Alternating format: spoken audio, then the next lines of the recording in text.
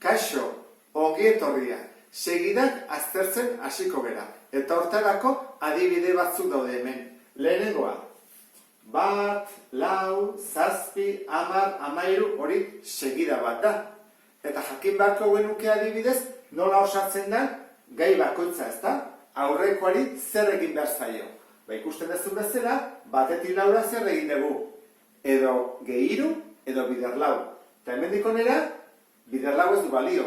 Da, gehiru, ezta? Ikusten duzu bezala da, gehiru, gehiru, gehiru. Orduan da, aurreko gaia, gehiru.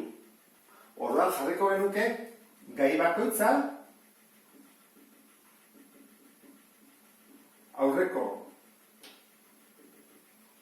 gaia, hiru dela. Zer izango litzake hurrengoa? 13 gehiru, 16. Hiru delako. Bigarren honetan, 1, 10, 100, 1000, zer izango litzake hurrengoa? 0 bat gehiago, ez da? Ikusten duzu bezala, hemen dago 0 bat, 2 0, 3 0, hurrengo izango litzateke, 4 0-kin, 10.000. Nola lortzen da gai batetik bestera pasatzea? Egin beharko nuke biderramar, hau da biderramar, orduan da gai bakoitza, aurreko gaia, bider, 10. Horrelako segidei, egiten diogunean beti zenbaki bera batu, adibidez, hemen bezala gehiru, edo izan daiteke gehi 10, edo gehi -2, esaten zaie progresio aritmetikoak. Eta egiten denean, bider zenbaki bat beti, bider 10, edo bider 0,3, edo bider 40, hori izaten zaie progresio geometrikoak. Hemen ditugu beste bi. Asmatzen dugun nola osatzen den hurrengo gaia. Begira. 0, 1, 2, 3, 5, 8, 13, zein da hurrengoa? 21. Badakizu nola lortu den? Aurreko bi gaiak batuta. Begira. 0 gehi bat, 1. 1 gehi bat, 2. 1 gehi 2, 3. 2 gehi 3, 5. 3 gehi 5, 8. 5 gehi 8, 13, eta hurrengoa da 8 gehi 13, 21, eta horrela ingo genuke. Orduan, eraketa araua izango litzake gai bakoitza aurreko bi gaien batura. Biak batutzen baitut, hurrengoa jakingo dugu. Segida honi Fibonacciren segida ere deitzen zaio. Hurrengo segida, 2, 5, 10, 17, 26, zen da hurrengo gaia? Eraketa araua behar dugu. Hortarako, eta ez baduzu asmatu zein den hurrengoa, honekin baldia gaitezke.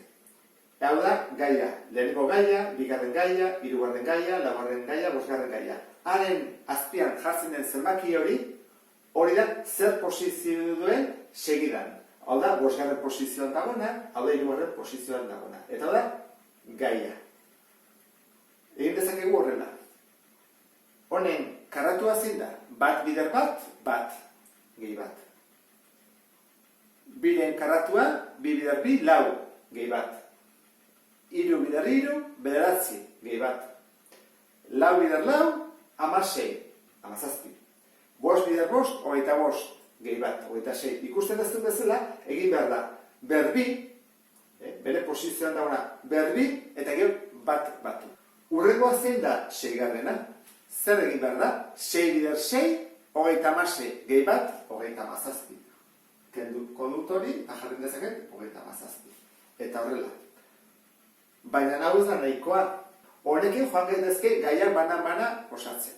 Baina behar bada, galdetzen digute, 10garrena, edo 15garrena, edo gehigarrena. Ez dira joango banan-bana egiten, ezta? Hortarako da gai orokorra. Aurkitu behar dugu. Adierazpen algebraiko bat, eta hori hori gai orokorrean ordezkatzen dugunean, jakin dezakegun ze balio hartzen duen posizio. Pentsa dezagun, honen gai orokorra jakin nahi degula. Esan dugu dela, bere posizioa berbi jarriko dugu horrela, n berbi, eta gero gehi bat egin.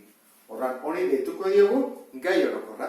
Eta esaten digute, zein da 10. posizioan dagoenaren balioa? Ba egiten dugu, n kendu eta jarri 10. Zein egin behar da? 10 berri gehi bat. Eta hori da, 101.